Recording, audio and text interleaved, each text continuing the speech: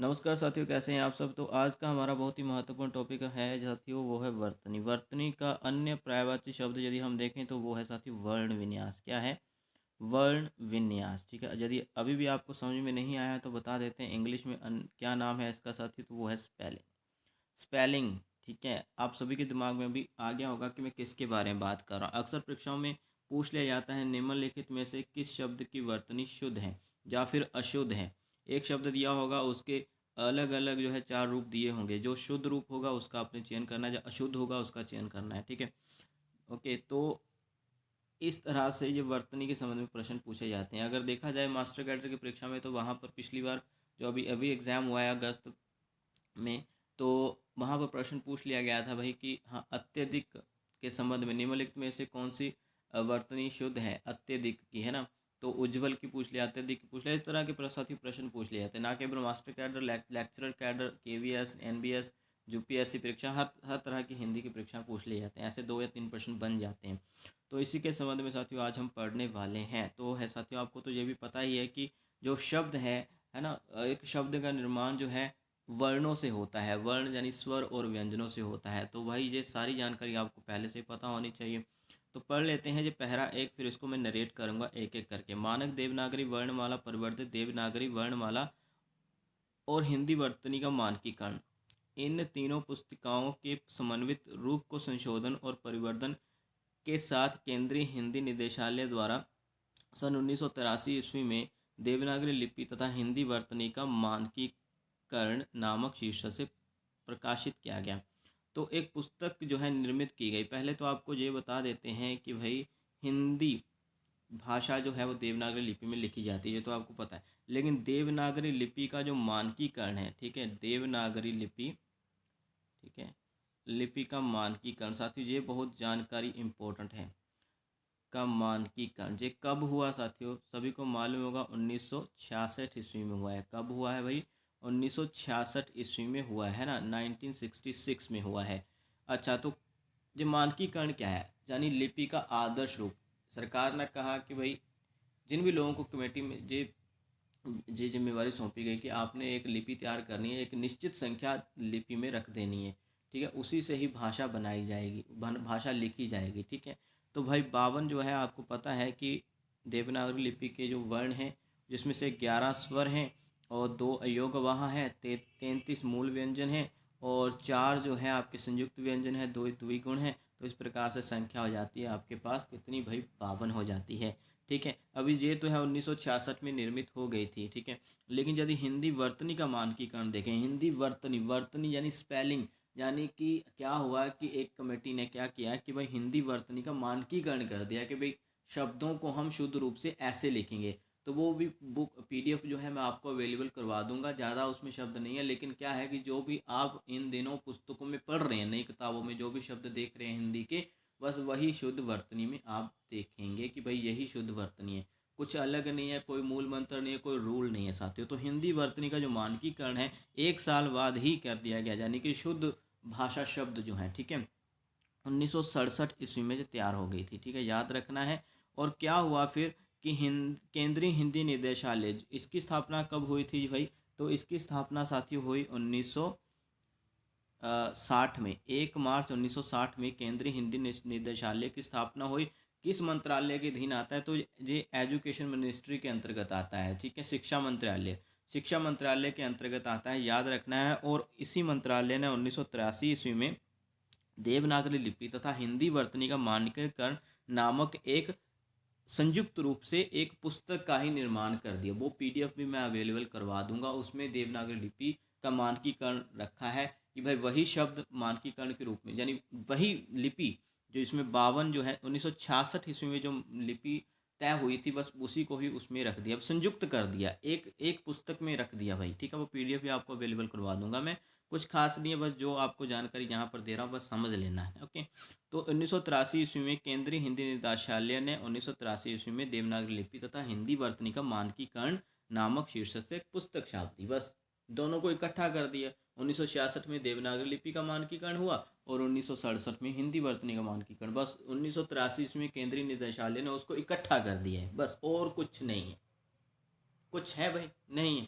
Okay, अच्छा साथियों, जो केंद्रीय हिंदी निदेशालय जो है इसके बारे में जानकारी आपको पहले भी काफ़ी बार दे चुका हूँ। तो क्या है कि एक वाक्य के साथ ये निदेशालय जो शुरू होता है, अहम राष्ट्रीय संघमनि वसु नाम के सूत्र वाक्य के साथ 1 मार्च 1960 ईस्वी को शिक्षा मंत्रालय ने वर्तमान में उच्चतर शिक्षा विभाग जिसे कहा जाता है, हायर एजुकेशन के अधीन केंद्रीय हिंदी निदेशालय की स्थापना हुई थी।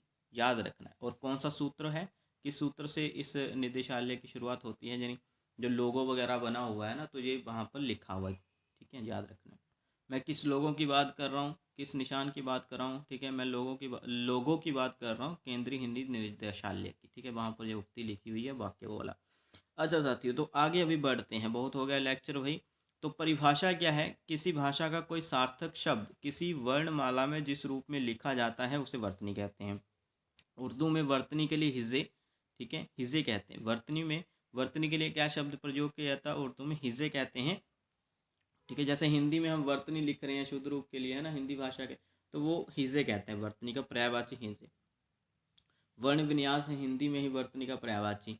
और अंग्रेजी में स्पेलिंग कहते हैं, ये पहले आप लोगों को बता चुके हैं। तो विशेष बात क्या है भाई, कि भाषा की शुद्धता वर्तनी की शुद्धता पर निर्भर करती है। वर्तनी की शुद्धता बहुत हद तक उच्चारण की शुद्धता पर निर्भर करती है।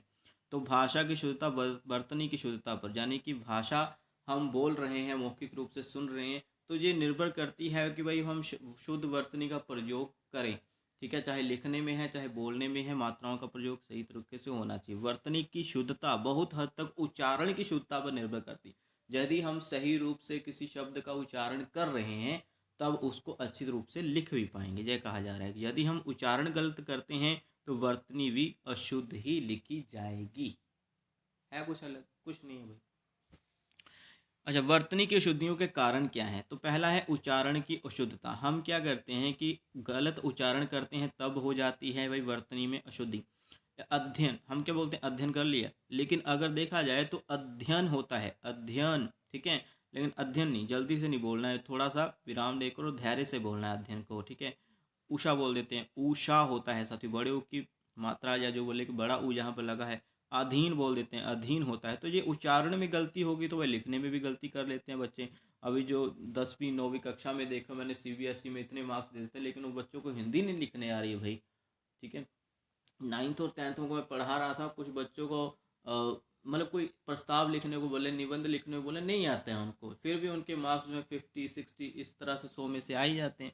क्या ही बोलें भाई, लेकिन फिर भी मैं बोलूँगा कि बहुत कार्य करना पड़ेगा उन बच्चों पर। साथियों आगे, साथियों व्याकरणिक जानकारी का अभाव जो है, ये भी शुद्ध वर्तनी को लिखने में एक बहुत बड़ा अभाव है।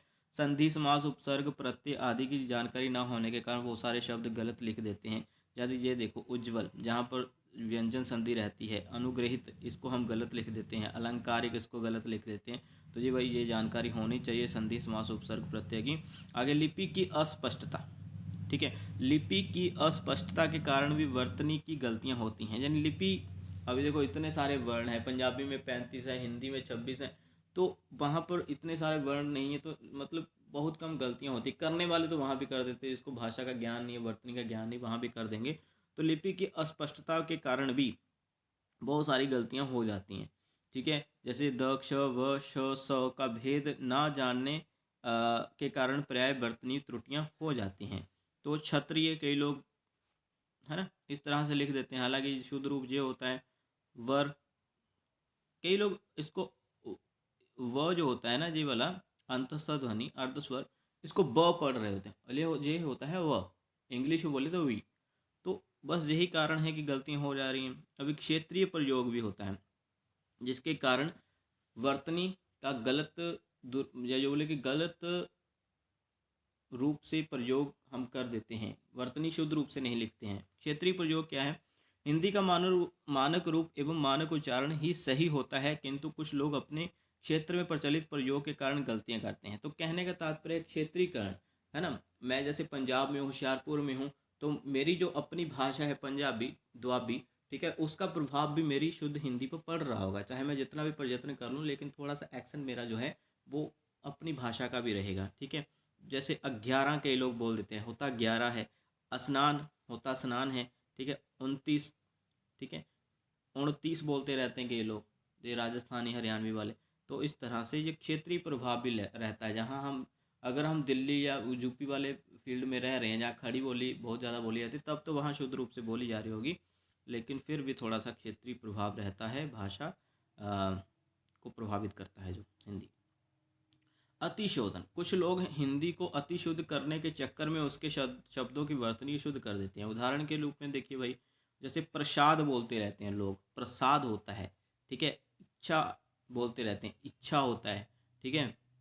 मिश्रा बोल देते हैं, मिश्र होता है। तो ये सब आप शब्द देख लीजिए। अनाधिकार के वर्ण विन्यास हम गलत कर देते हैं, ये याद रखना है। अनाधिकार हम बोलते हैं अनधिकार, यानी अत्यधिक शुद्ध करने के चक्कर में भाई पूरा चौपट कर देते हैं, हम अनधिकार बोलेंगे, अनाधिकार नहीं, ठीक है।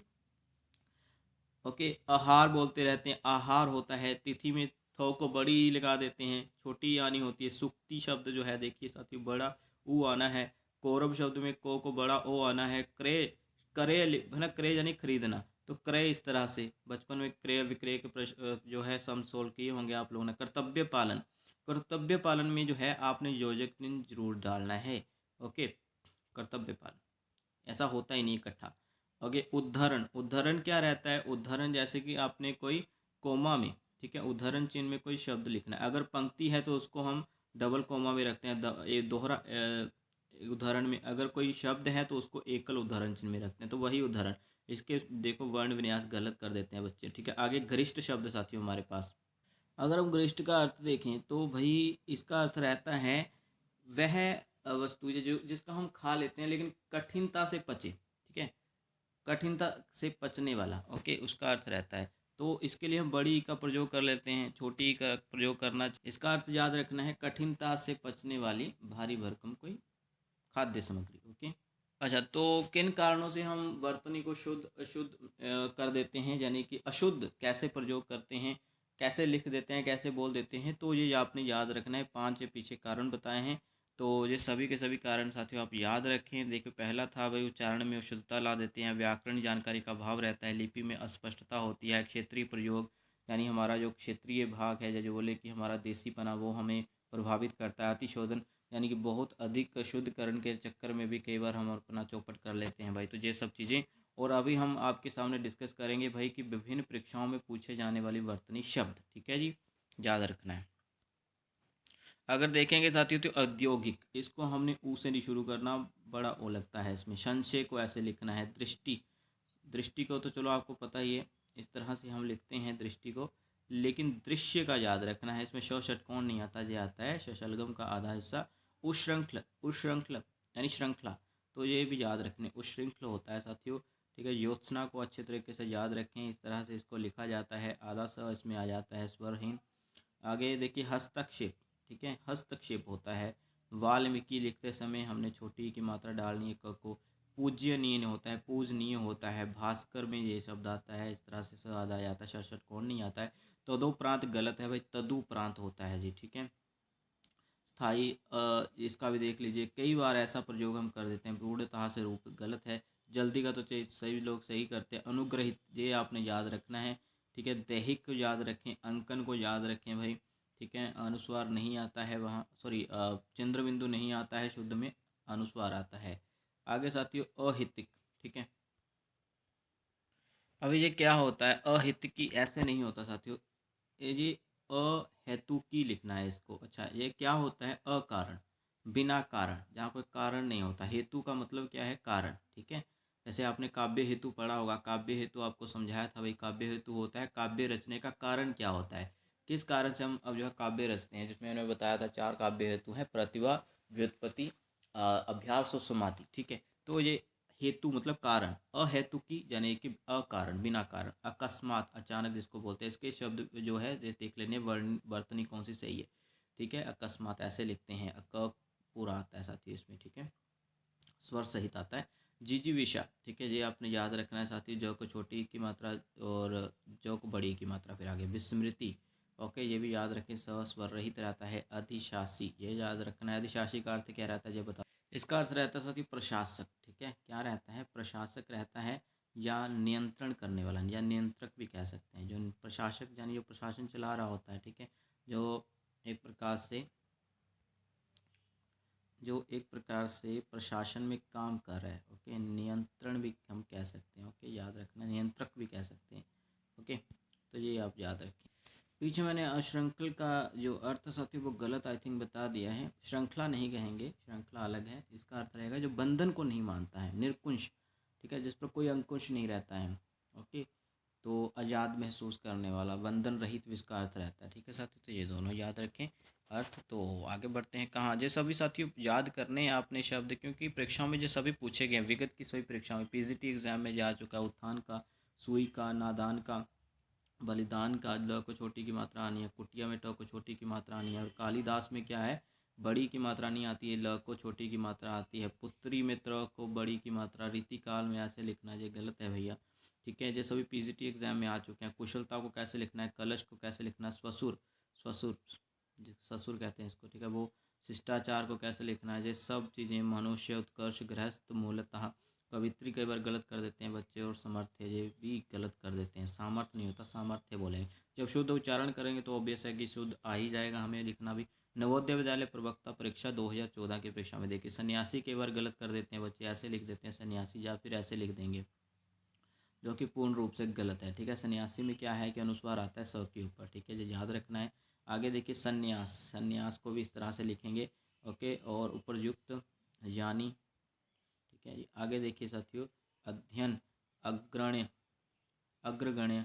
ठीक है, आगे गिनती जो कि जो होता है, अतिरंजित, महात्म्य के स्पेलिंग कई बार गलत लिख देते हैं बच्चे, अप्रत्याशित गलत कर देते हैं। ओके, अ लगा देते हैं आगे, तो ये पूर्णतः से गलत है। अनुषांगिक, अनुषांगिक के कई बार बच्चे गलत कर देते हैं। क्या आनुषंगिक होता है, मैंने भी जैसे उच्चारण अभी गलत बोल दिया, अनुषांगिक नहीं, आनुषंगिक। ठीक है, अगर इसका अर्थ देखें तो अनुषंगिक का अर्थ, अनुषंगिक का अर्थ रहता है साथी जो अपने आप ही हो जाए, अपने आप ही घटित होने वाला। सहवर्ती भी इसका रहता है, जो खुद हो जाए। ठीक है, आसान मात्रा में। राहुल को गलत लिख देते हैं बच्चे। तो आगे है पार्श्वीय। ठीक है, इसका क्या अर्थ रहता है, तो इसका अर्थ रहता है साथियों बिल्कुल जो बिल्कुल नहीं रहता, मतलब जो समीप हो, समीप रहने योग्य। ठीक है, समीप्य कह सकते हैं, समीप भी कह सकते हैं। ओके, याद रखें। आगे हमारे पास है ये वांग्मय, इसको वांग में पढ़ना है। ठीक है, वांग, वाड में नहीं पढ़ना, वांग में पढ़ना है साथियों, लेकिन जो वर्ण विन्यास है वो सही ये है। ओके, इसका अर्थ क्या रहता है, वचन संबंधी, वचन यानी बोलने संबंधी, वांग में वचन संबंधी, बोलने संबंधी, किया हुआ पाप, इस तरह से बहुत सारे इसके अर्थ रहते हैं, लेकिन वचन संबंधी इसका अर्थ रहता है। अंत्याक्षरी, अंताक्षरी बोलते हैं, अंताक्षरी हैं, होता अंत्याक्षरी है, तो अंत्याक्षरी ही बोलें तो अच्छा रहेगा, ताकि सही रूप से आप लिख पाएँ। अच्छा साथियों, द्वारका, द्वारिका नहीं होता। अच्छा, जहाँ पर श्री कृष्ण का रहन स्थान है ना, मथुरा, उसको बोला जाता है द्वारका, तो ये याद रखना है, द्वारका होता है, द्वारिका नहीं। पारलौकिक, ये बच्चे गलत कर देते हैं। टिप्पणी, ये गलत कर देते हैं। कोंकण, ठीक है, आपको पता होगा कोंकण जो है मराठी की एक बोली है, जिसको अष्टम सूची में भी स्थान दिया गया है। बहुत सारे लोग बोलते हैं, गोवा और मुंबई के भी। और विरहिणी याद रखना है, विरहिणी वियोग में है जो। आगे इसके वर्ण विन्यास याद रखने हैं। देव ऋषि इस तरह से लिखा जाता है। रामायण, कौतूहल। ओके, इसके अलावा पश्चात का याद रखना है। ठीक है, आगे है उच्चारण, चिकित्सक, ताम्र, संदर्भ, प्रादुर्भाव, संगीतज्ञ, पुनरुत्थान। ठीक है, और मंत्रिमंडल में आपने याद रखना है, अनुस्वार नहीं डालना है, अण डालना है। अधिवेशन, स्थलीय। ठीक है, याद रखना है, अंतरस्थलीय नहीं होता, अंतस्थलीय, अंतर्राष्ट्रीय। तो साथियों ये सब शब्द हैं, इसको देख लीजिएगा। बाकी वर्तनी का अर्थ समझा दिया है, और कुछ है नहीं। बताइए, धन्यवाद।